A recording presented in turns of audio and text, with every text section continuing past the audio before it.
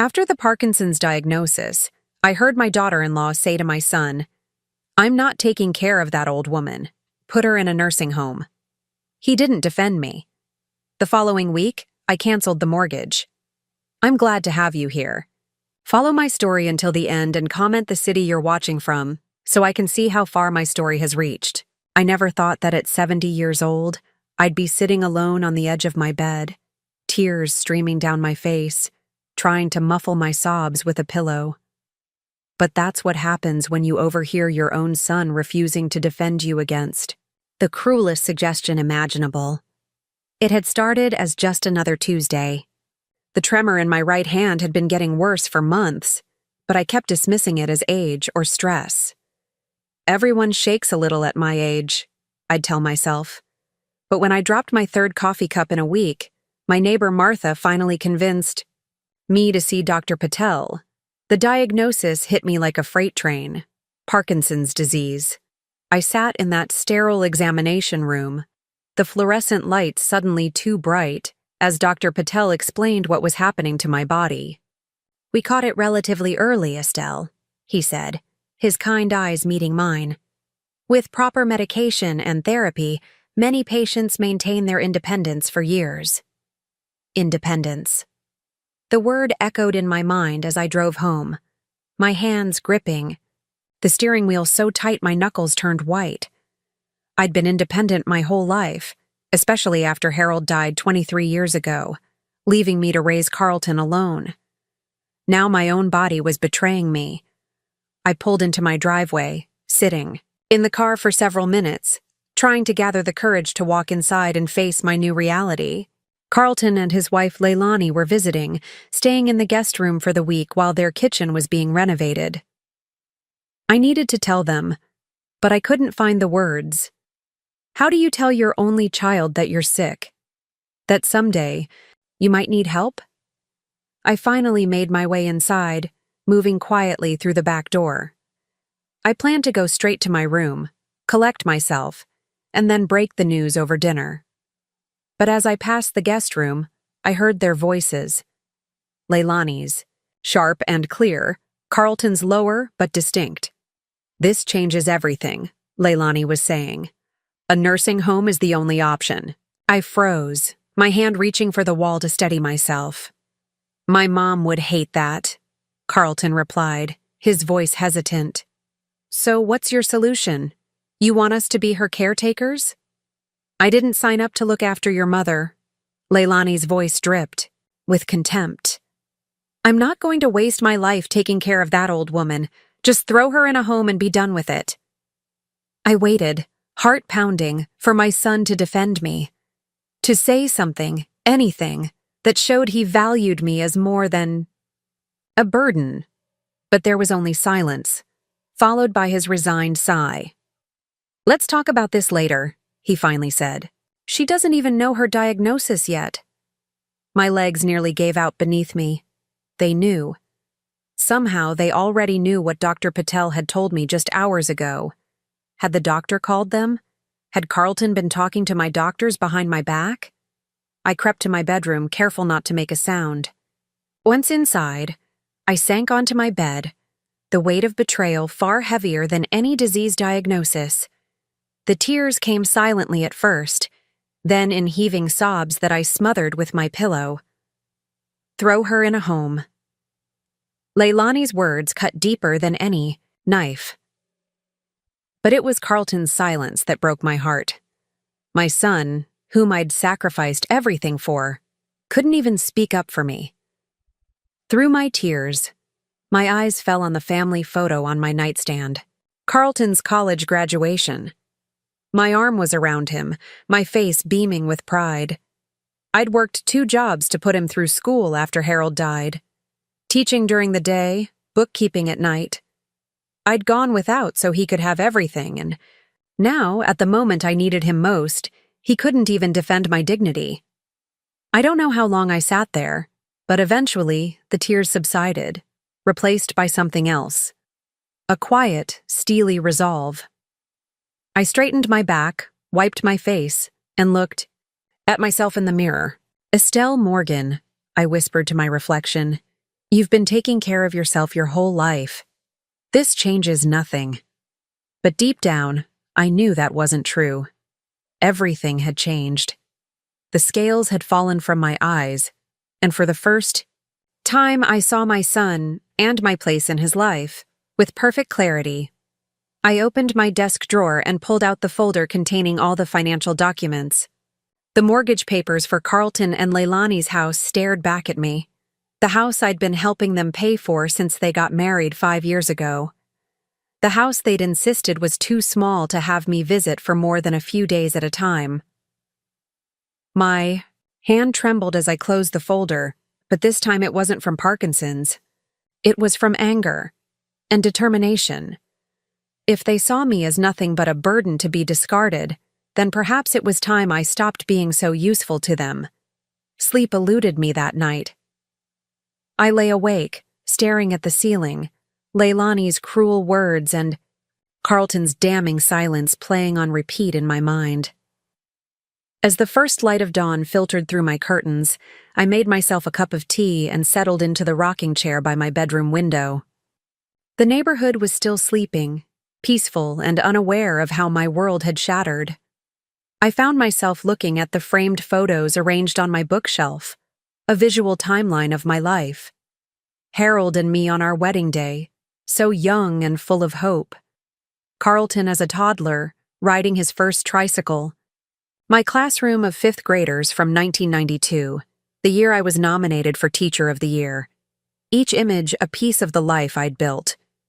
After Harold's sudden heart attack, I was left with an 8-year-old son, a mortgage, and a teacher's salary. That barely covered our needs. I could have crumbled then. Many would have. Instead, I picked up evening work doing bookkeeping for local businesses. For 15 years, I graded papers during my lunch hour so I could work a second job after school. I missed sleep, not Carlton's baseball games. I remembered the day the principal offered me the position of curriculum director. It would have meant a significant pay increase, but also longer hours and summer work. Carlton was entering high school, those vulnerable years when kids need guidance most. I declined the promotion, telling myself there would be other opportunities. There weren't. By the time Carlton left for college, the position had been filled, and the career ladder I'd put on hold had disappeared. But I never regretted it. Not when I saw Carlton graduate with honors, not when he landed his first corporate job, not even when he married Leilani, though something about her always felt calculating. "You spoiled him," my sister Jane had said after the wedding. I'd dismissed her words then, but now they came back to haunt me, had I? Looking back, I could see the pattern. Carlton never had summer jobs in high school because I wanted him to enjoy his youth. When he needed a car for college, I dipped into my retirement savings rather than having him take out a loan. After graduation, I paid the security deposit on his first apartment because starting out is so expensive these days. Each decision made sense at the time. Each sacrifice seemed worth it. But sitting here now, I wondered if I'd done him a disservice. Had I raised a son who expected everything to be handled for him? Who saw his mother as a resource rather than a person? When Carlton and Leilani decided to buy their house, far larger than 2 people needed, they'd come to me with the numbers. "We're just a little short on the down payment," Carlton had explained, spreadsheets neatly arranged on my kitchen table, "and the monthly payments will be tight for the first few years." I'd offered to help without hesitation. What else would a mother do? I took out a home equity loan and gave them the down payment as a gift. Then I set up the monthly transfers to supplement their mortgage payments, telling myself it was temporary. 5 years later, I was still making those transfers. And when they wanted to renovate their kitchen, a kitchen already nicer than mine, had ever been. I hadn't questioned it. The teacup in my hand had gone cold. I set it down and reached for my laptop, something I rarely used first thing in the morning. I logged into my bank account and stared at the recurring payment, while our $200 transferred to Carlton and Leilani's account on the first of every month. a sum that represented hours of my labor, years of my sacrifice. Just throw her in a home. The words still stung, but now they also clarified something. I'd been so busy being needed that I hadn't seen I wasn't wanted, not for myself anyway. Just for what I could give. I opened another tab and typed, Parkinson's disease support groups. Then, independent living with Parkinson's. Then, activities for seniors. With each search, a new world of possibilities opened before me. For so long, I'd defined myself by what I gave to others, to my students, to Carlton. What might my life look like if I redirected that energy toward myself? A notification popped up on my phone. Mortgage transfer, scheduled for tomorrow. My finger hovered over the screen. One tap, and I could cancel it. One decision, and everything would change. I heard movement downstairs. Carlton and Leilani were awake. Soon they'd expect me to make breakfast, as I'd done every morning of their visit. They'd sit at my table, eat my food, accept my generosity, all while planning to discard me at the first sign of inconvenience. A clarity I hadn't felt in years washed over me. I was not just Carlton's mother or a checkbook with legs. I was Estelle Morgan, former teacher, widow, survivor. And I had one more lesson to teach, perhaps the most important one of all. I tapped cancel payment and watched as the confirmation appeared on my screen. For the first time since hearing the diagnosis, I smiled. Downstairs, I heard Carlton call my name. I took a deep breath, straightened my shoulders, and headed for the door. I may have Parkinson's, but I was not powerless. Not anymore. The next morning, I walked into my kitchen with purpose. Carlton and Leilani were already seated at the table, scrolling through their phones. "Good morning," I said, my voice steady despite the storm inside me. Carlton looked up, his expression unreadable. "Morning, Mom. We were thinking about going out for breakfast. Want to join us?" The invitation surprised me. Part of me wanted to accept, to pretend yesterday hadn't happened. But I couldn't unsee what I'd seen, unhear what I'd heard. No, thank you. I have an appointment. Leilani raised an eyebrow. Another doctor's appointment already? So they definitely knew about my diagnosis. The confirmation stung, but I kept my face neutral. Actually, I'm meeting with my financial advisor. I watched their reaction carefully. Carlton's posture stiffened slightly, while Leilani's eyes narrowed almost imperceptibly. "Anything wrong?" Carlton asked, his tone casual but eyes alert. "Not wrong," I replied, pouring myself a cup of coffee. "Just time to reorganize some things. At my age, it's important to have everything in order." Leilani's smile didn't reach her eyes. "That's so responsible of you, Estelle. Have you thought about what we discussed before? About possibly selling this big house? It must be so much work for you." I sipped my coffee, letting the moment stretch. They'd been pushing me to sell my home for years, suggesting I move into a condo or someplace smaller. Now I understood why. "I'm considering all my options," I said finally. "This house has been my home for 40 years. I'm not quite ready to let it go." After they left for breakfast, I sat at my kitchen table and made a list. First, I called James Hoffman, my attorney. Harold had introduced us decades ago, and he'd handled my husband's estate after his death. He agreed to see me that afternoon. Next, I called Margaret Wilson. We'd taught together for 20 years before she retired to start a consulting business for seniors transitioning to new living situations. If anyone could help me navigate this new reality, it was Margaret. My final call was to Dr. Patel's office. The receptionist confirmed that someone had called yesterday requesting information about my condition. "We explained that we couldn't discuss your medical details without your consent," she assured me. "Who called?" I asked, though I already knew. "A man identifying himself as your son." I thanked her and hung up, anger simmering beneath my skin. Not only had Carlton gone behind my back, but he'd tried to violate my privacy, all while planning to throw me in a home. James's office was exactly as I remembered, leather-bound books lining the walls, the scent of lemon polish in the air. He greeted me with a warm handshake and genuine concern when I told him about my diagnosis. "I'm sorry, Estelle. That's difficult news." "Yes, but that's not why I'm here." I took a deep breath. "I need to change some financial arrangements." I explained about the mortgage payments, the home equity loan, the various ways I'd been supporting Carlton and Leilani. James listened without judgment, taking notes and occasionally asking questions. When I finished, he leaned back in his chair.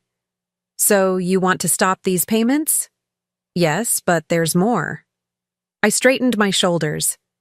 "I need to protect myself. If my condition progresses, I want to ensure that I'm the one making decisions about my care, not my son." James nodded gravely. "We should update your advance directive and power of attorney. I'd recommend naming someone other than Carlton for these roles." My stomach clenched at the suggestion, but I knew he was right. "My sister Jane," I said after a moment. "She's always been practical, and she'll respect my wishes." By the time I left James's office, I had a plan in motion. The mortgage payments would stop. My assets would be reorganized to prioritize my care. Most importantly, I would control my own future. Margaret met me for coffee the next day. Her familiar laugh and no-nonsense attitude exactly what I needed. I told her everything: the diagnosis, Leilani's cruel words, Carlton's betrayal, my decision to cut financial ties. "Good for you," she said fiercely. "Now, let's talk about what you want your life to look like." For the next hour, we discussed options, independent living communities, in-home care services for when I might need them, support groups for Parkinson's patients, physical therapy to maintain mobility. "And what about you, Estelle?" Margaret asked. "Not your condition, not your care, you. What do you want for yourself?" The question caught me off guard. For so long, my identity had been wrapped up in being Carlton's mother, in being needed. Who was I beyond that? "I always wanted to teach adult literacy," I said slowly. "Memories, surfacing." After retirement, I thought about volunteering, but then Carlton and Leilani got married, and somehow I never found the time. Margaret smiled. "It's not too late." As I drove home, my mind buzzed with possibilities. For the first time since the diagnosis, I felt something like hope. My life wasn't over. It was changing. And maybe, just maybe, these changes were long overdue.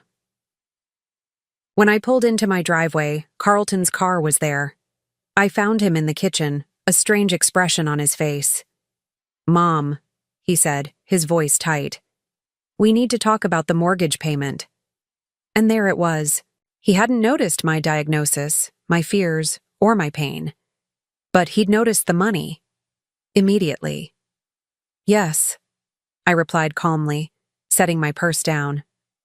"I suppose we do." Carlton stood by the kitchen counter, his phone clutched in his hand. The notification from the bank must have come through. His expression was a mixture of confusion and something darker, entitlement. "There was a problem with the transfer," he said, his tone suggesting this was a simple clerical error that I would quickly fix. Pulled out a chair and sat down, motioning for him to do the same. "It wasn't a problem, Carlton. I canceled it." His face flushed. "Canceled it? Why would you do that without talking to me first?" "The same reason you called my doctor without talking to me first," I replied evenly. The color drained from his face. "Mom, I heard you and Leilani talking." I kept my voice steady, though my heart raced. "The day of my diagnosis, I heard everything." Carlton's eyes widened with recognition, then darted away in shame. "You don't understand. Leilani was just upset. She didn't mean—" To suggest throwing me in a nursing home at the first sign of illness? To treat me like a burden to be discarded? The words came out sharper than I intended, years of unacknowledged hurt behind them. It wasn't like that, he insisted, but his voice lacked conviction. What was it like then? I asked quietly. Explain to me why my son, who I have supported, in every possible way, couldn't defend his mother's dignity. Carlton ran a hand through his hair, a gesture so reminiscent of his father that my chest ached. You're taking this out of context. We were just discussing options, planning for the future. My future. Without consulting me, he had the decency to look ashamed, but it didn't last. His expression hardened. That still doesn't explain why you canceled the mortgage payment. We were counting on that money, Mom. The words hung in the air between us, confirming everything I'd feared. It wasn't love or concern that brought him to my kitchen today. It was the missing money. I've been thinking about my own future, I said. With this diagnosis, I need to ensure I can care for myself. That means reassessing my finances. So you're just cutting us off? Just like that? His voice rose, indignation replacing shame. After everything.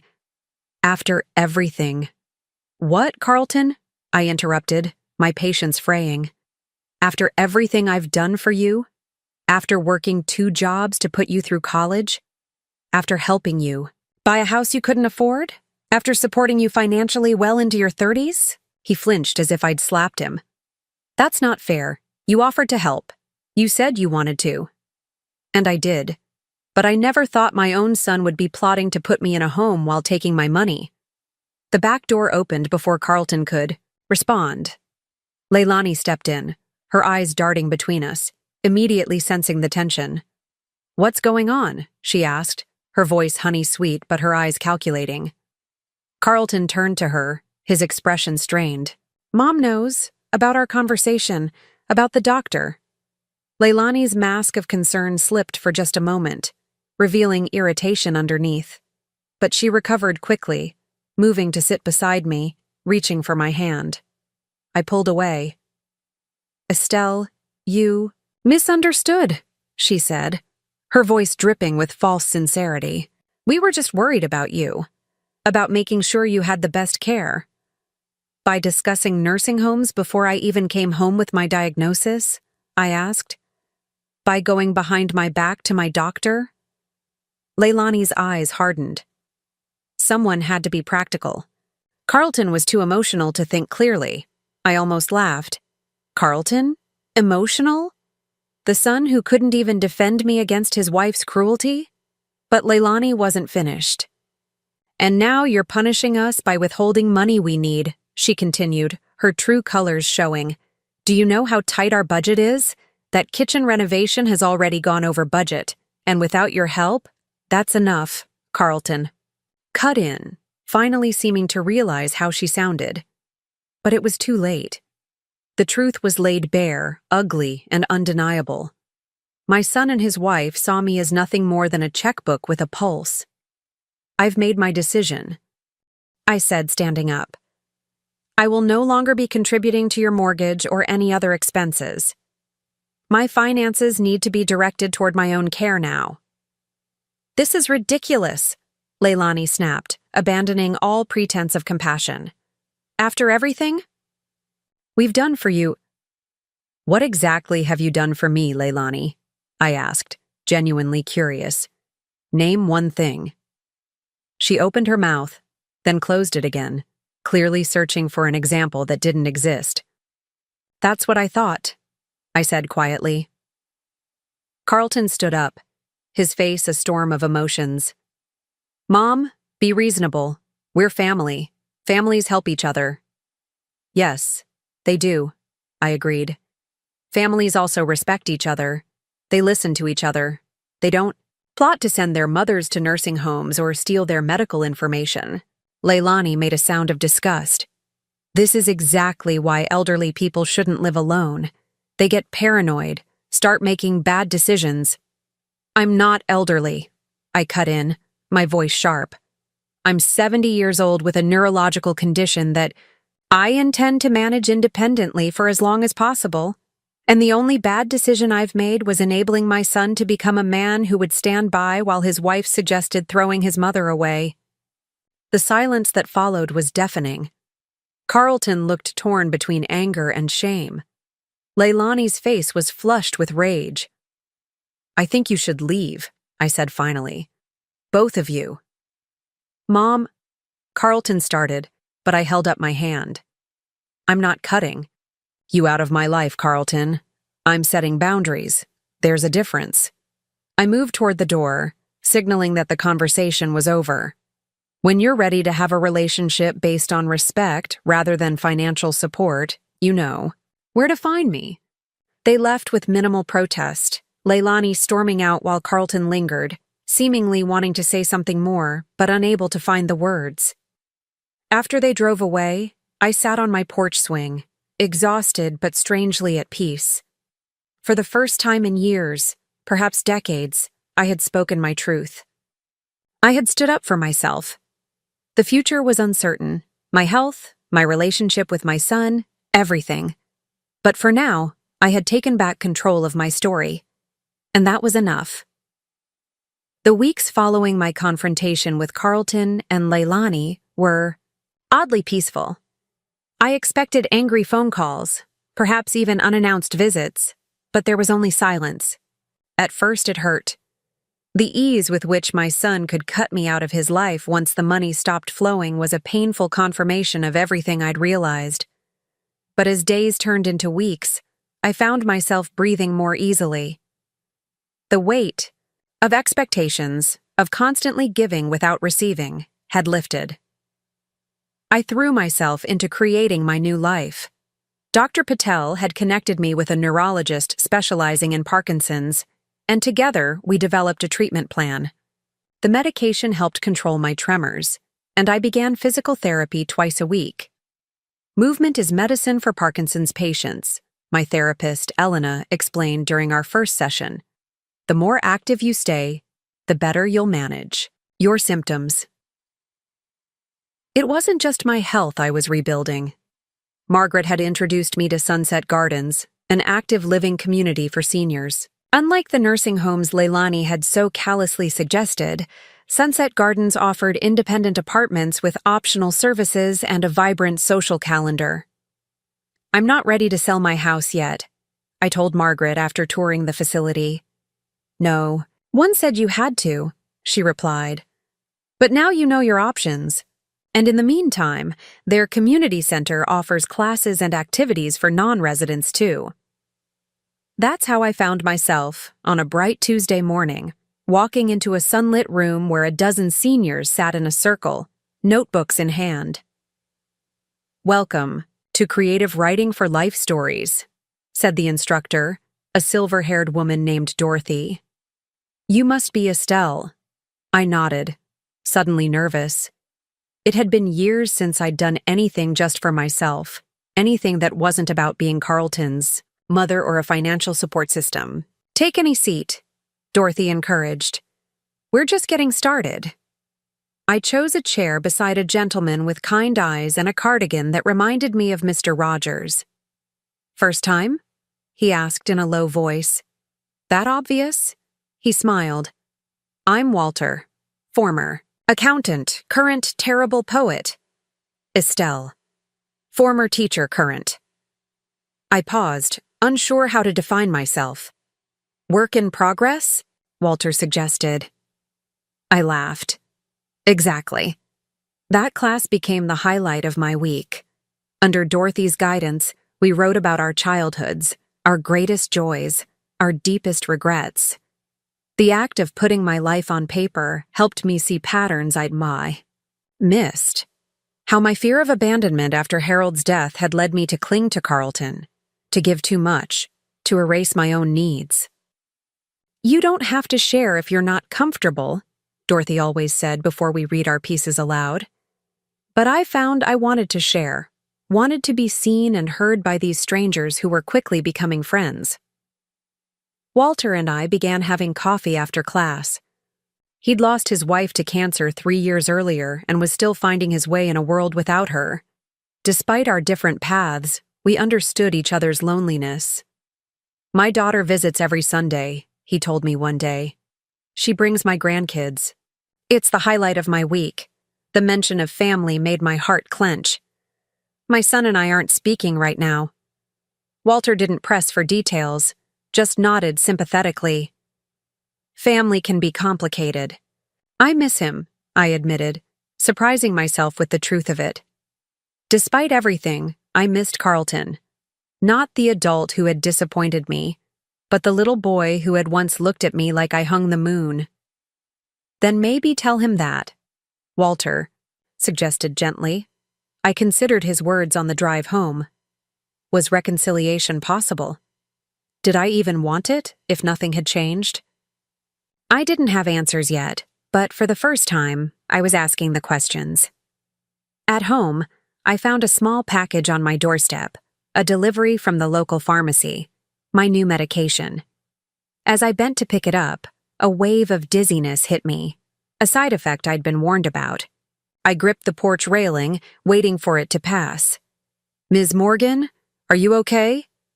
I looked up to see my new neighbor, Diane, watching me with concern from her driveway.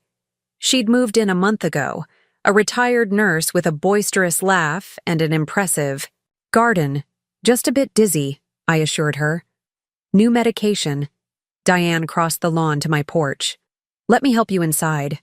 I started to refuse, a lifetime habit of not accepting help, but stopped myself. "Thank you, that would be kind." Inside, Diane insisted on making tea while I sat at the kitchen table.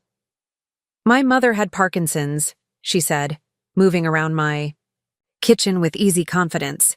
"Lived with it for 15 years, active till the end." "That's encouraging," I said, watching her. "Did you care for her?" Diane nodded. "Along with home health aides, we developed quite the system." She placed a steaming mug in front of me. "If you ever need a hand, I'm just next door. No strings attached." I wrapped my hands around the warm mug, something tight in my chest loosening. "I appreciate that." After Diane left, I sat in my quiet kitchen, thinking about the day. I'd shared my writing with strangers who'd become friends. I'd accepted help from a neighbor without shame. Small steps, but significant ones. My phone chimed, with a text message. It was from Jane, my sister. "Just checking in. How are you feeling?" I texted back. "Better than expected.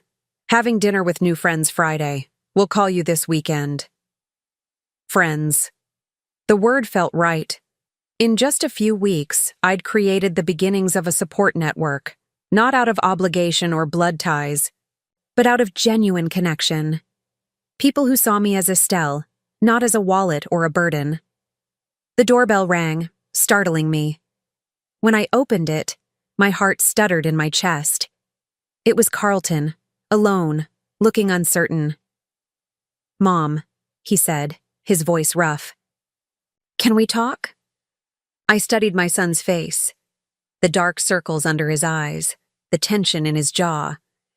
Part of me wanted to pull him into my arms, to comfort him as I had when he was small. Another part remembered his silence as Leilani suggested discarding me. But I wasn't the same woman who had heard those cruel words. I was stronger now, clearer, about my boundaries and worth. "Yes," I said, stepping back to let him in. "I think it's time we did."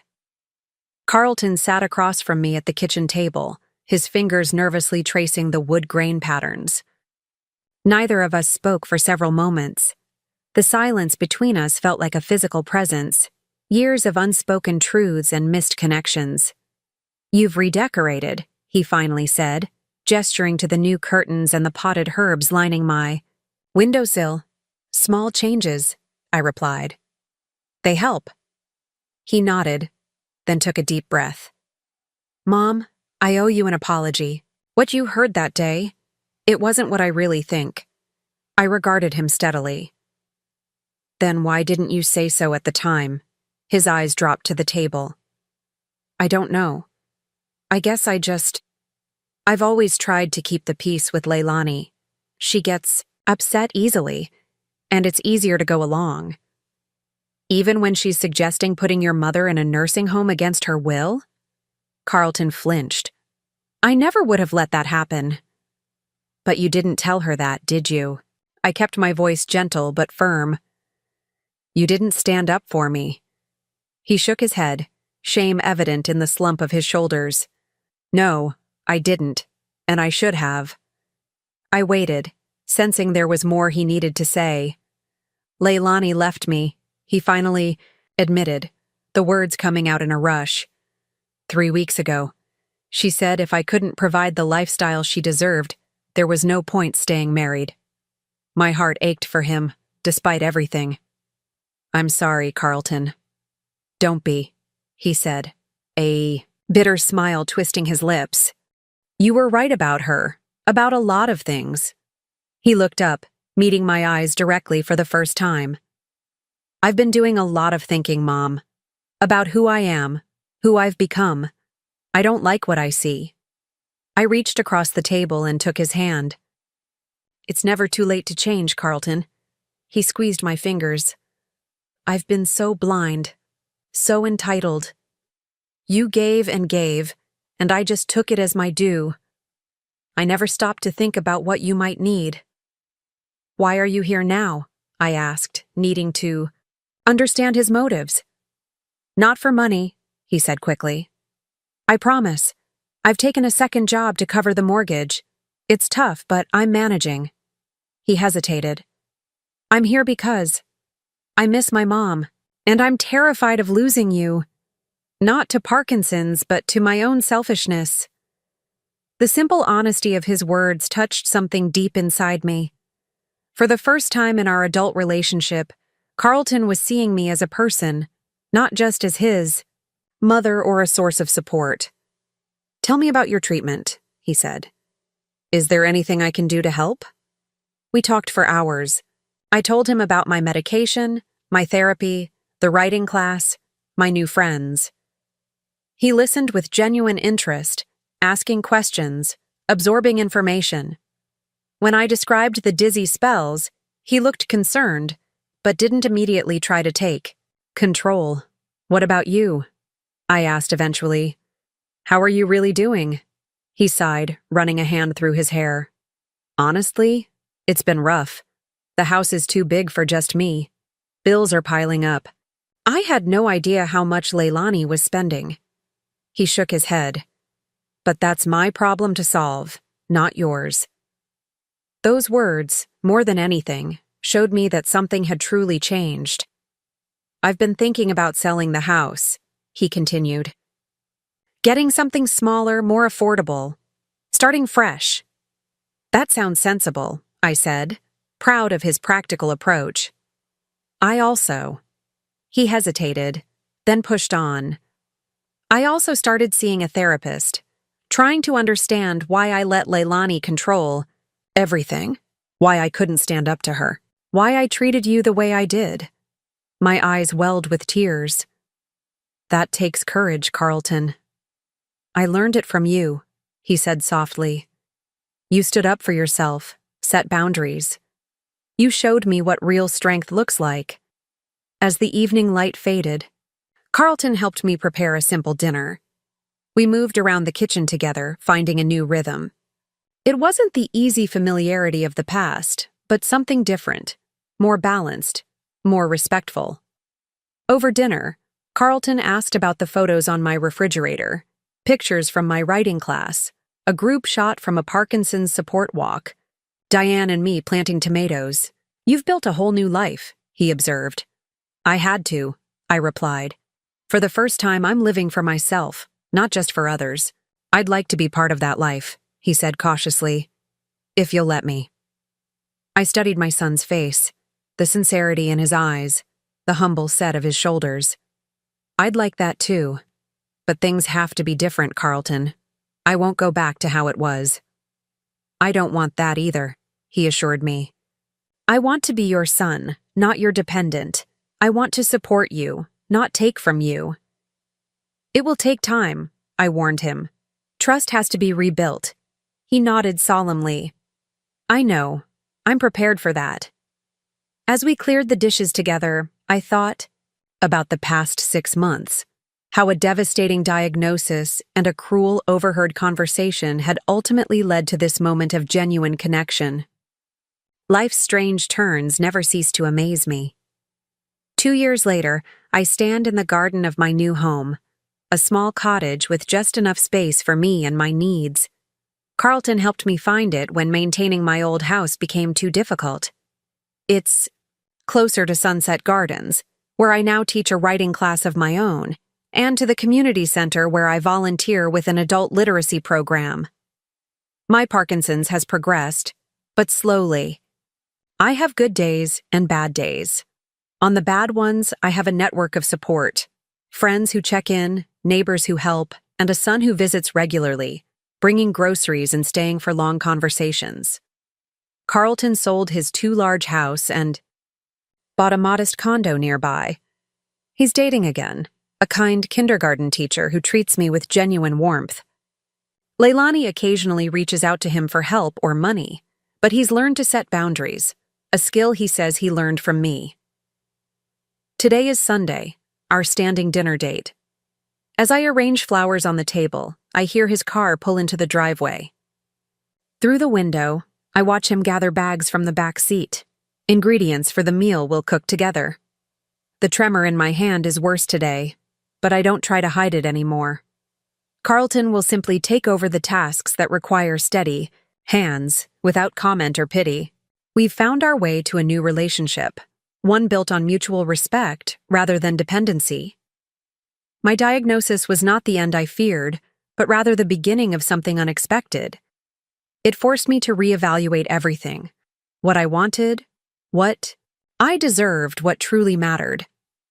It taught my son the value of character over convenience, of depth over shallow appearances. The doorbell rings, and I move to answer it, my steps slow but purposeful. This is not the life I planned, but it is, rich with meaning and connection. And as I open the door to my son's smiling face, I know with certainty that I wouldn't trade it for the world. Now I'm curious about you who listened to my story. What would you do if you were in my place? Have you ever been through something similar? Comment below, and meanwhile, I'm leaving on the final screen 2 other stories that are channel favorites, and they will definitely surprise you. Thank you for watching until here.